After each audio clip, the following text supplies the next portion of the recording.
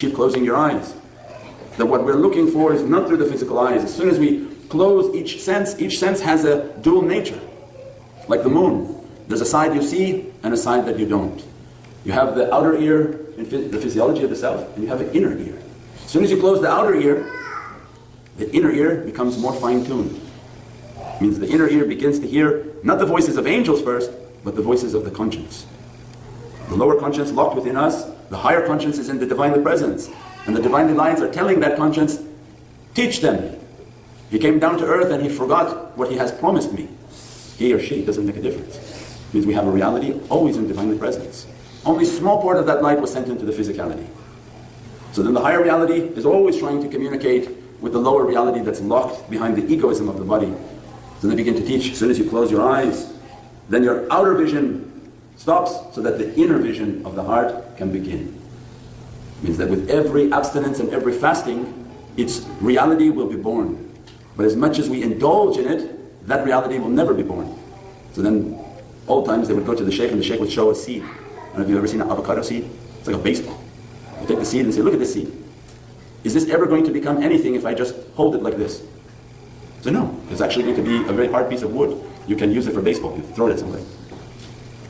But that seed, it can become a tree, which is amazing in itself, that where the sprout comes from, that big seed. So then they teach, by taking that seed and putting it into the soil, and the reality of the soil is the reality of the physicality, because we are made from soil. So Allah says, you put your sense back in, go into your soil, put the seed in, and that becomes the concept of seclusions and khalwa.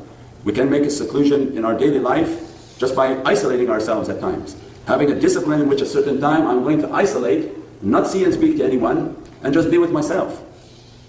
Thinking of my reality so that the seed can one day be a tree. If it becomes a tree, it can one day bear fruits. And those fruits become eternal gift upon the soul. Because people are now benefiting from the fruits of your tree. Versus the divine teaching that most come into this world with the capability, they have the seed, and they leave with the seed. They didn't take the time to plant it. And they become immensely saddened by the reality that's lost. Because you show up with the divine, with the seed. It didn't become a tree, and it bore no fruit. So all the discipline of the spiritual order, it's not hocus pocus. It's a very defined science, and matches the science that is known in this dunya. Not their hypothesis that they keep guessing and hope one day they'll be right, but the proven ones. So then, abstaining in the hearing to open real hearing. Abstaining in the vision to open the real vision of the soul. What we are seeing is an illusion. All these atoms are moving, and none of it is real. As soon as you witness with the soul can witness what Allah wants it to witness. Then they begin to teach, control your breath. Then make with your breath the chanting of the Divine Presence. Your life is based on breath. The extent and the time of your life is based on how many breaths we have. So no need for all the life insurance and all the big plannings. Better to sit and make zikr hadra. That's why they call nafas al-rahmah, the breath of mercy. Because Allah is saying, before you make big plans on how long you're going to live here, how you're going to spend your money, you still haven't thanked me for the breath you have. And you may have 1 breath left, 10 breaths left, 70,000 breaths left.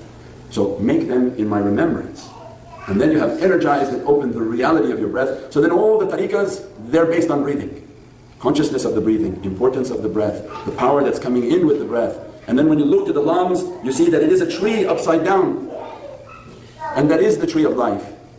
Before you can reach the lut tree of the furthest boundary, that Allah just says, before you can make the external mirage, you have to make your internal pilgrimage. Before you can find that Bodhi tree and that reality, the Divine is saying it exists within you. The tree that are the lungs, and what is happening when we're breathing, that energy and that light is coming in, nourishing the blood, and the first place that blood goes is to the heart. It doesn't go to any of the organs. The breath comes in, stamps the blood. It takes all of the energy it needs from the breath, and then that blood goes to the heart. So then Tariqah and Sufism says everything based on the heart. If the heart pure, it takes that blood and then stamps it with Allah, with the zikr of the Divine, and then moves to 11 essential organs. If the heart is dirty and the breath coming in contaminated, all the being is going to be then made dirty from all the dirty blood flowing. It means if the reservoir is filthy and filled with najas and dirtiness, whatever you pour into it will sicken everything that comes in contact with it. Haq. So then Tariqah comes and says, that's the reservoir of your entire being. Why you want to focus on your leg and your head and your back and this chakra and that chakra? The main reservoir of your physiology, not hocus pocus, of your physiology. Your breath is coming in, going into your lungs, your blood into your heart. If that heart is sick, Prophet ﷺ described from Holy Hadith, if one part of you is sick, all of you will be sick. And said that one part is the qalb. And that same part, the heart, if it's purified, the Divine says that I'm not in heavens and I'm not on earth, but I'm in the heart of the one who believes in me. It means qalb al-mu'min, baytullah.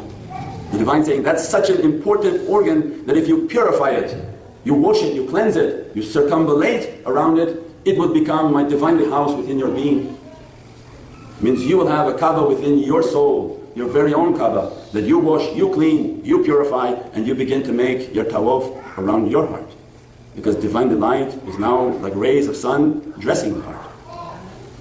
So then hearing with reality, begin the seeing of reality, the breathing of reality, and then opening up now the touch and the taste of reality. That if everything is working on the level of the soul, that it's now hearing its conscious orders, because of discipline, it can hear what it needs to do and doesn't keep making crazy choices. When we want to see our life, how out of whack we are, is that when we listen to ourselves, how we're always falling short and making very crazy choices and seem to have a very chaotic life. And then they begin to teach